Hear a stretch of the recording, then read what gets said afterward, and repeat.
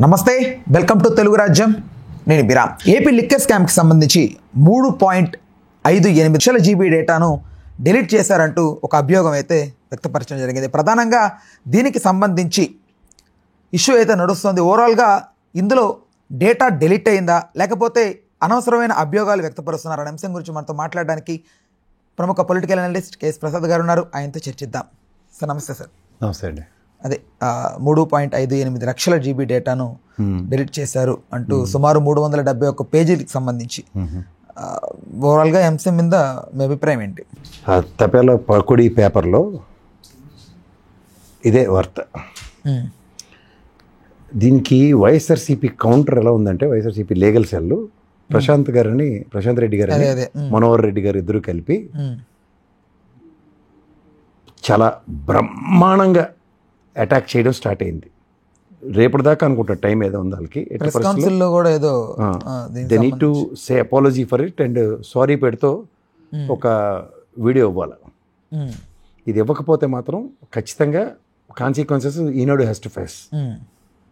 వీళ్ళకి అలవాటు అయిపోయింది. అంటే చూడాలి, అప్పుడు మన మదనపల్లిలో కలెక్టర్ ఆఫీస్ తగలెట్టేశారు, ఆఫీస్ అంతా కాగితాలు కాల్చారని ఏది పడితే అది అభియోగాలు వేసి జగన్మోహన్ రెడ్డి అనే వ్యక్తిని టోటల్గా క్యారెక్టర్ని చంపేయడానికి చేస్తున్న ఒక రాజకీయ విప్లవాత్మక జర్నలిజం విలువల్ని పణంగా పెట్టి చేస్తున్న దాష్టికం.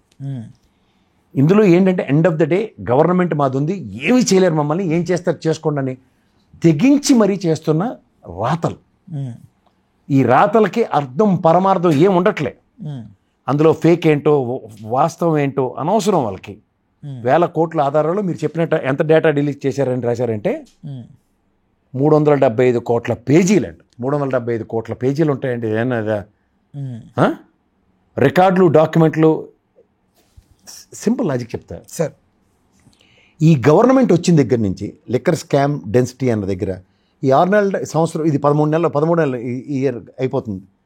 13 నెలల టెన్యూర్లో ఎవరి ఆయిల్లో డేటా డిలీట్ అవ్వడానికి ఛాన్స్ ఉంటుంది? అందులో ఇవాళ డేటా రిట్రీవ్ చేయడానికి 1,00,000 మార్గాలు ఉన్నాయి. ఇవాళ ఏదైనా చేసి వెనక్కి తేవచ్చు. అసలు ఫస్ట్ థింగ్ ఏంటంటే ఒక బురద జల్లేయడం, ఒక అభియోగం మోపడం, ఒక అభాండాన్ని నెత్తికేసేయడం, జనాల్లో విపరీతమైన చర్చనీయాంశం చేయడం. జనాల్లో అది ఎప్పుడైతే చర్చనీయాంశమై ఇంకా జగన్మోహన్ రెడ్డి లెక్కర్ స్కామ్లో డబ్బులు తినేసాడట, రోజుకి 2 కోట్లు ఇంటికి వెళ్ళిపోతున్నాయట, 60 కోట్లు నెలకంట, 300-500 కోట్లు 5 సంవత్సరాల్లోనూ, ఇలా మిమ్మల్ని ప్రజల్లోకి కొట్టి చంపేస్తారు. ఇప్పుడు జేడీ లక్ష్మీనారాయణ గారు ఉన్నారు, సిబిఐ ఈడీ కేసులో జైల్లో పెట్టారు ఆయన 16 నెలల. ఆయన ఏం చెప్పాడు? లాస్ట్కి చెప్పాడు ఎంత మార్కెట్ అంతా ఎవరిని అడిగినా 1,00,000 కోట్ల అవినీతి జగన్మోహన్ రెడ్డి చేసేసాడు, 1,00,000 కోట్లు జగన్మోహన్ రెడ్డి అవినీతి చేసాడు. మార్కెట్ అంతా స్ప్రెడ్ అయిపోయి ఎలక్షన్లు పోయి తదనంతరం ఆయన 2014 ఎలక్షన్ ఓడిపోయాడు కదా. ఎక్స్పెక్టేషన్స్ వర్సెస్ రియాలిటీ అన్న దగ్గర ఓన్లీ ఎక్స్పెక్టేషన్స్ పరంగానే వెళ్ళిపోయారా? కాదండి, 1,00,000 కోట్లు. ఇప్పుడు ఒక మనిషి క్యారెక్టర్ని చంపడానికి వాళ్ళు చేస్తున్న ఎత్తుగడ. ఇప్పుడు ఈ లెక్కర్ స్కామ్ ఏమీ లేదు దాంట్లో. నేను ఒకటే చెప్తాను, ఎందుకు లేదని చెప్తున్నానంటే, గతంలో ప్రభుత్వం చేసింది, ప్రభుత్వం కాకుండా ప్రైవేట్ సెక్టర్ అమ్మింది. ఏది? లెక్కర్ పాలసీలో. అందులో ఎక్స్చెక్కర్కి రావాల్సిన లైసెన్స్ ఫీజు రూపంలో దగ్గర 6,500 కోట్లు రాష్ట్ర ఖజానాకి నష్టం జరిగితే చంద్రబాబు గారి మీద ఆ రోజు ప్రభుత్వం కేసు పెట్టింది. 1,00,000 రూపాయలు పూచీకత్తుతో బయట ఉన్నాడు. ఇప్పుడు ఈ లెక్కర్ స్కామ్లో ప్రభుత్వం నిర్వర్తించినా సరే 3,500 కోట్ల అన్యాక్రాంతం జరిగాయని వీళ్ళు అభియోగాలు మోపుతున్నారు. అసలు ప్రభుత్వం వ్యాపారం చేసిన, ప్రభుత్వం వ్యాపారం చేయకపోయినా ఓబులాపురం మైన్స్ ఉన్నది, గవర్నమెంట్ చేస్తే హెవీ లాసెస్ వచ్చి మళ్ళీ తీసుకెళ్ళి గాలి జనార్దన్ రెడ్డి గారు ఏదైనా పెడితే మొత్తం ఎంత ఎత్తేసాడో తెలుసు కదా. అవునా కదా? అంటే ప్రభుత్వం చేయలేదు, ప్రభుత్వం చేస్తే లాభార్జన తీసుకొస్తారు. నేను లాలూ ప్రసాద్ యాదవ్ అనే ఎగ్జాంపుల్ చెప్తా. రైల్వే సంస్థల్ని దాన్ని ఎప్పుడైతే అన్యాక్రాంతం అవుతున్న ఆస్తుల్ని ఎప్పుడైతే దీంట్లోకి తీసుకొచ్చి లీజింగ్ కాన్సెప్ట్ మొదలెట్టాడో ప్రాఫిటబిలిటీ చూసింది. ఫస్ట్ టైం రైల్వే బడ్జెట్ ప్రాఫిట్తో పెట్టాడు ఆయన. అంటే ఒకటి చేస్తే, ఇప్పుడు లాలూ ప్రసాద్ గడ్డి తినేసాడు, గడ్డి స్కాము, ఇవే మాడతారు. ఇప్పుడు లాలూ ప్రసాద్ చేసిన ఆ మంచి పని ఎవడన్నా మాడతారా? ఇంత హిస్టరీ ఆఫ్ రైల్వేస్, రైల్వే బడ్జెట్లో రైల్వేకి ప్రాఫిటబిలిటీని చూపించాడు.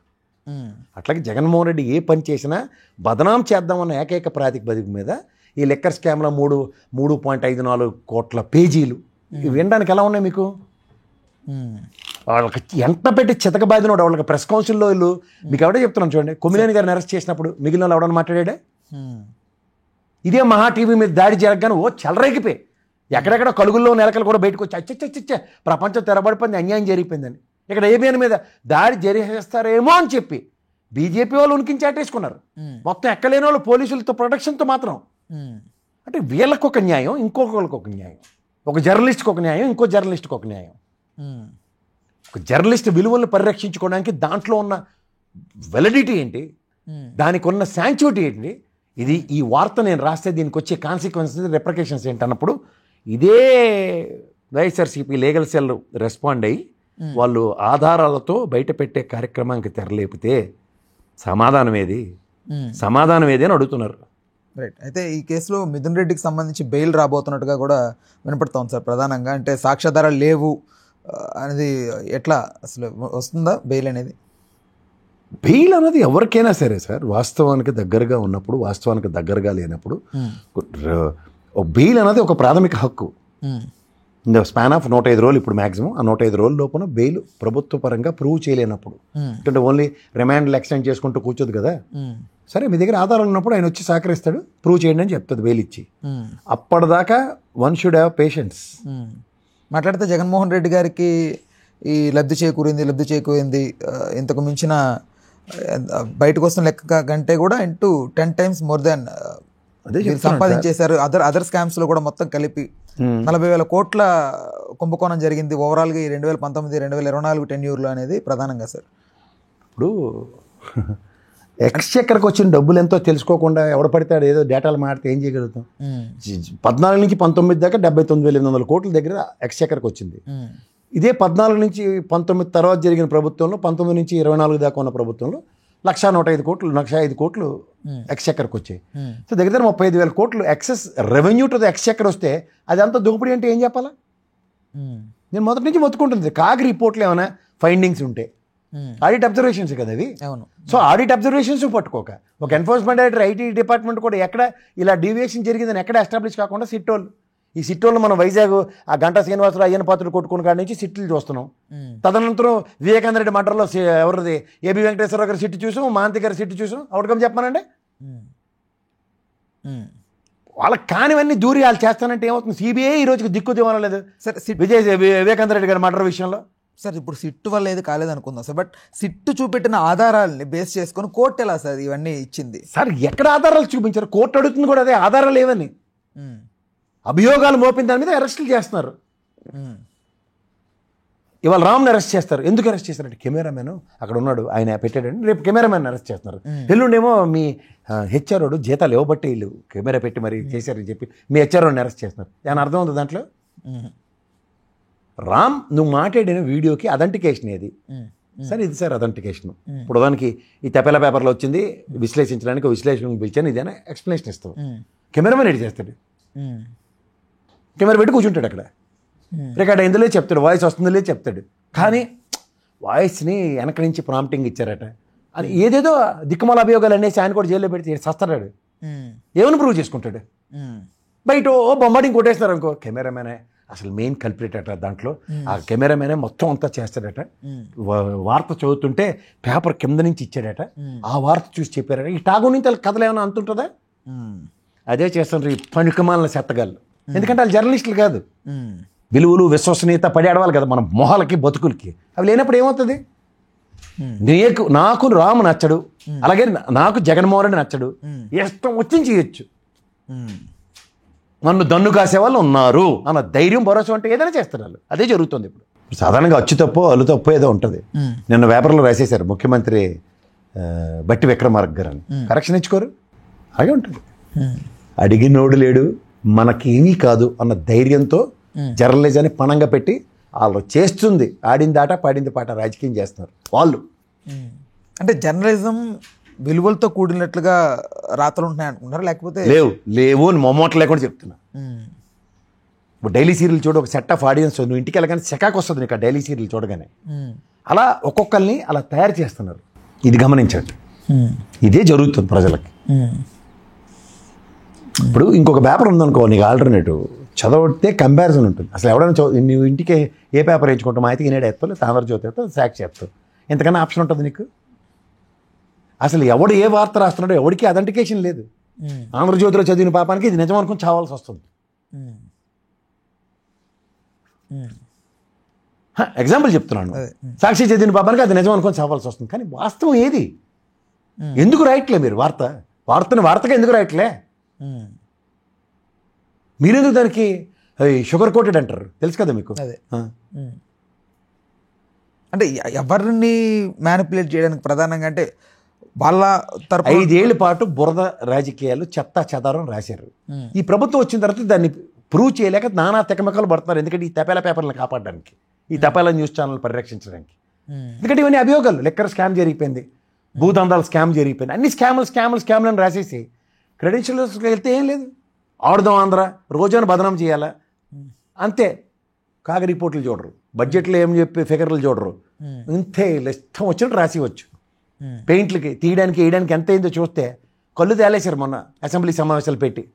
అదే పవన్ కళ్యాణ్ గారితో చెప్పించారు అమాయకంగా. ఒకటి చూడండి, అబద్ధాలు చెప్పాలంటే నిమ్మల రామానాయుడు గారు, వాస్తవాలు చెప్పాలంటే పవన్ కళ్యాణ్ గారితో చెప్పించేసి కాలక్షేపం చేసుకుంటున్నారు. కానీ దిక్కుమాల రాతలు గల్లా పట్టుకుని అడిగిన వాళ్ళు లేడల్ని 3,000 కోట్లు అవినీతి జరిగిందని రాశారు. ఇది రంగుల దగ్గర 199.5 కోట్లు 50 కోట్లని పవన్ కళ్యాణ్ గారికి చెప్పారు ఫ్లోర్ ఆఫ్ ద హౌస్లో. ఏది నమ్మాలి? తిరిగి ఇది కరెక్షన్ ఏది? ఎవడిచ్చాడు వీటికి అంత డిస్క్రిప్షన్లో? అంటే ప్రజల్ని ఏదో విధంగా ఒక రాజకీయ పార్టీని, ఒక రాజకీయ నాయకుడిని అబాసుపాలు చేయడానికి వాళ్ళు చేస్తున్న కృత్రిమ విన్యాసం. ఆ విన్యాసానికి బలి అవుతున్నారు అంతే. రాజకీయ క్షేత్రంలో బలి పశువులుగా మిగులుతున్నారు. ఈ ప్రెస్ కౌన్సిల్ ఫర్దర్గా రియాక్షన్ ఎలా ఉండబోతుంది అనుకున్నా, నమ్మకం ఉందా మీకు ఇందులో? అవుతుంది, తీవ్రంగానే ఉంటుంది. కొన్ని ప్రెస్ కౌన్సిల్స్, ఎందుకంటే end of the day what is the credibility for this news అన్నది క్వశ్చన్ చేయబడుతుంది. But he has to prove. ఇప్పుడు మదనపల్లిలో కాల్ చేశారని చెప్పి ఒకటని డీజీపీ గారు, చీఫ్ సెక్రటరీ గారు పరిగెట్టి వెళ్ళారు హెలికాప్టర్లో. ఏమైంది? సంబంధిత కాగితాలు చెప్పగలిగారా? అవునట్రా కదంట్రా? ఏదో ఒక ట్రయల్ కాబట్టి రాస్తున్నారు అనుకోవచ్చా, లేకపోతే కావాలంటే వాంటెడ్గా ఇంటెన్షనల్గా వాంటెడ్గా జగన్మోహన్ రెడ్డి అనే క్యారెక్టర్ని పూర్తిగా అసాసినేట్ చేద్దామని రాస్తున్నారు. ప్రజల్లో ఎంతవరకు ఉంటుంది? ఈనాడు చేస్తే ఇలాగే ఉంటుంది నీకు ఆలోచన, ఆంధ్రజ్యోతి చేస్తే అలాగే ఉంటుంది, సాక్షి చేస్తే అలాగే ఉంటుంది నీ ఆలోచన. You can't do anything. ఇప్పుడు గ్రామ స్థాయి లెవెల్లో పేపర్లు వెళ్ళవు కాబట్టి మహా అయితే న్యూస్ ఛానల్ చూస్తుంటారు. న్యూస్ ఛానల్ కూడా అదే ఒకదంపుడు. బట్ ఇప్పుడు న్యూస్ అంటే లైక్ అది ఎంతవరకు ప్రభావితం అవుతారు గ్రామ స్థాయి ప్రజలు? ఇప్పుడు అలా వెనకాలకి బేపనోడు కథ ఉంది కదా, అది మేక కట్టుకుని వెళ్తూ ఉంటాడు.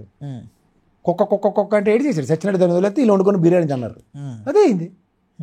వీళ్ళు రోజు కుక్క అంటే 5 సంవత్సరాల తర్వాత వెళ్ళి జగన్మోహన్ రెడ్డి రాక్షసులని ఓట్లు వేశారు. ఏంటవుతుంది అవుట్కమ్? వీళ్ళు 5 సంవత్సరాలు పడుతుంది వాళ్ళకి ప్రూవ్ చేయడానికి రాక్షసుడట అని.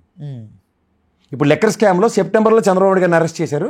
ఈయన కూడా సెప్టెంబర్లో అరెస్ట్ చేసి చూపిస్తారు చూడండి కావాలంటే.